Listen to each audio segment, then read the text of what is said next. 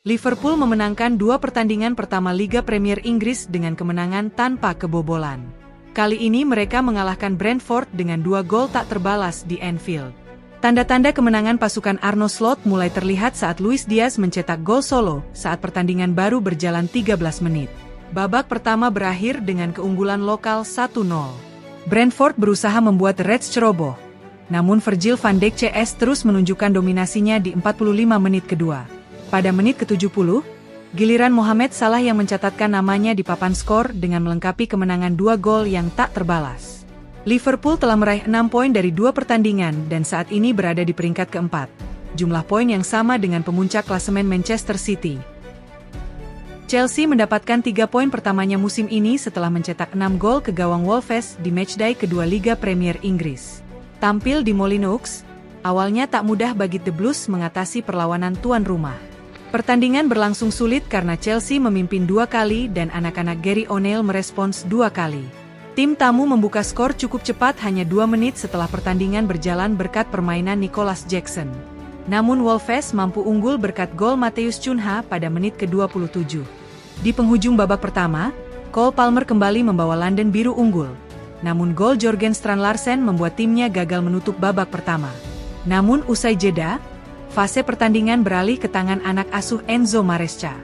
Babak kedua hanya berlangsung 4 menit. Noni Madueke kembali membawa Chelsea unggul dan kemudian sang pemain sayap menyelesaikan hat-trick pada menit ke-58 dan Palmer mencetak ketiga golnya. Pendatang baru Joao Felix juga bergabung dengan 10 menit tersisa setelah menggantikan Nicholas Jackson di pertengahan babak kedua. Hingga akhir waktu, keunggulan 6-2 Chelsea tak terbantahkan. Bek utama timnas Indonesia, Jai Idzes, masuk sebagai pemain pengganti pada menit pertama saat Venezia bermain imbang 0-0 melawan tuan rumah Fiorentina, Senin 26 Agustus dini hari waktu Indonesia Barat. Setelah absen pada minggu pertama Serie A dalam kekalahan melawan Lazio karena akumulasi kartu, pemain berusia 24 tahun itu melakukan debut seniornya saat berkunjung ke Artemio Franchi. Idzes bermain 68 menit pada pertandingan tadi malam sebelum Michael Svoboda menggantikannya. Pada laga melawan Fiorentina, Idzes mencatatkan 1 kali tackle sukses, 3 kali pelanggaran, dan melakukan 50 umpan. Ia sempat mengalami kram kaki pada laga tersebut. Namun belum bisa dipastikan apakah kegagalannya tampil selama 90 menit penuh disebabkan oleh hal tersebut. Kami belum melihat statusnya. Dengan debut tersebut, Idzes resmi tercatat sebagai pemain Indonesia pertama yang berlaga di Serie A. Selanjutnya, untuk pertama kalinya dalam sejarahnya, Venezia berhasil mencuri poin dari Artemio Franchi. Turun dengan lini serang yang mumpuni, Real Madrid membutuhkan 2 gol dari sang gelandang untuk menjadi solusinya. Los blancos akhirnya menang 3-0 melawan Real Valladolid.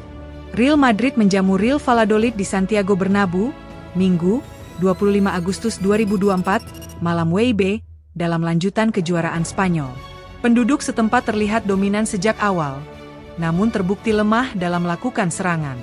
Setelah babak pertama berakhir imbang, Real Madrid membuka keunggulan di awal babak kedua. Tendangan Federico Valverde dari tendangan bebas membuka keunggulan. Brahim Diaz mencetak gol kedua Real Madrid pada menit ke-88, memastikan kemenangan timnya. Di masa tambahan waktu, tepatnya menit ke-96, Endrick menambah gol Real Madrid lewat penyelesaian umpan Brahim. Kemenangan perdananya di Liga Spanyol musim ini juga diraih Real Madrid, setelah ditahan imbang Real Mallorca pada pekan pertama.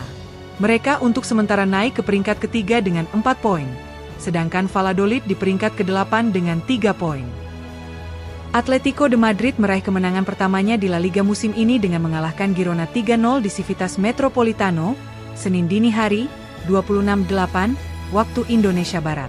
Tiga Gol Kemenangan Roja Blocos Mazing Dice Ola Antoine Griezmann, Marcos Llorente dan Coke.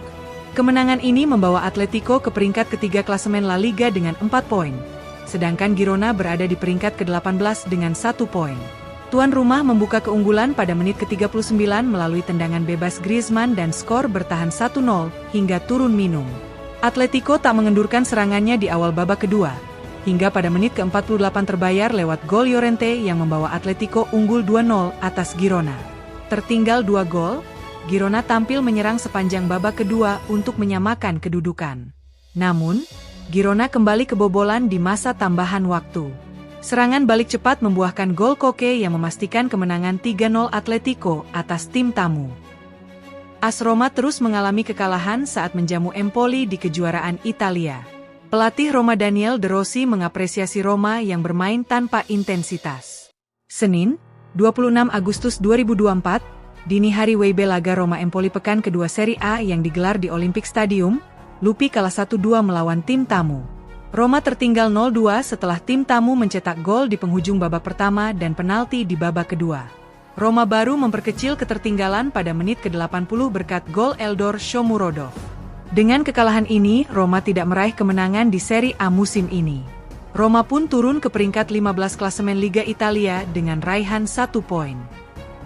Timnas Indonesia U17 mengalahkan India 3-1 dalam laga uji coba di Stadion Kapten Iwayan Dipta Bali, Minggu, 25 Agustus 2024. Namun Nova Arianto belum puas. 3 gol kemenangan Timnas Indonesia U17 dicetak oleh Evandra Florasta pada menit ke-15, Fandi Ahmad menit ke-50, dan Mirza Firjatullah menit ke-62. Levis Zhangminlu mencetak gol India pada menit ke-52. Kedua tim akan kembali melakukan tes pada Selasa 27 Agustus. Pertandingan akan kembali digelar di venue yang sama. Tes ini merupakan bagian dari pemusatan latihan, TC, Garuda Muda di Bali jelang kualifikasi Piala Asia U17 2025. Babak kualifikasi akan digelar pada 19 hingga 27 Oktober 2024. Usai TC Bali, Putu Panji dan kawan-kawan akan melanjutkan TC di Spanyol dan Qatar sebelum berangkat ke Kuwait. Pada kualifikasi Piala Asia U17 di Kuwait, Indonesia tergabung di grup G bersama Australia, Kuwait, dan Kepulauan Mariana Utara.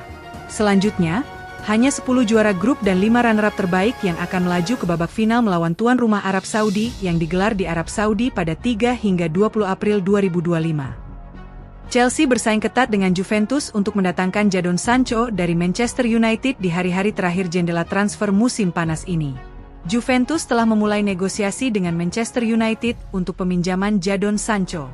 Meskipun minggu ini dilaporkan bahwa setan merah terbuka untuk meminjam pemain sayap itu, mereka lebih memilih untuk menjualnya secara permanen. Berita itu bisa memberi Chelsea keunggulan, dengan jurnalis Sky Sports Dharmesh Sheth mengklaim klub London itu sedang bersaing untuk mendapatkan pemain internasional Inggris itu. The Blues terbuka untuk mengirimkan lebih banyak pemain ke Old Trafford sebagai bagian dari kesepakatan untuk mengurangi biaya transfer. Meskipun tampaknya mengakhiri perseteruannya dengan Erik ten Hag, yang menyebabkan dia dikeluarkan dari skuad dan dipinjamkan ke Borussia Dortmund musim lalu, Sancho belum tampil dalam 2 pertandingan pertama United di Liga Premier. Dia ambil bagian dalam perjalanan ke Brighton tetapi tidak dimasukkan dalam skuad. Tampaknya karena negosiasi mengenai kemungkinan transfer. Napoli telah mencapai kesepakatan dengan Manchester United untuk transfer Scott McTominay. McTominay dilaporkan tidak memenuhi persyaratan dan tidak lagi dibutuhkan oleh Erik ten Hag, yang berusaha memangkas pemain yang berlebihan dari skuad United musim panas ini. The Athletic mengklaim bahwa tawaran Napoli sebesar 30 juta euro untuk sang gelandang telah diterima oleh United dan transfer akan dilanjutkan jika ia mencapai kesepakatan pribadi dengan klub Serie A tersebut. McTominay dikaitkan dengan Fulham pada awal musim panas ini, tetapi The Red Setan gagal mencapai kesepakatan dan akhirnya mengabaikan upaya untuk mendaratkan pemain Skotlandia itu demi target lain. McTominay kini siap meninggalkan Old Trafford untuk mencari tantangan baru di Italia. Penjualan McTominay akan membantu Manchester United memfasilitasi upaya mereka untuk mengontrak gelandang Paris Saint-Germain Manuel Ugarte. Ten Hag dilaporkan ingin mengontrak pemain Uruguay itu pada batas waktu 30 Agustus. Ada dugaan bahwa kesepakatan hampir selesai dan penjualan McTominay akan memungkinkan United untuk mendorong kesepakatan.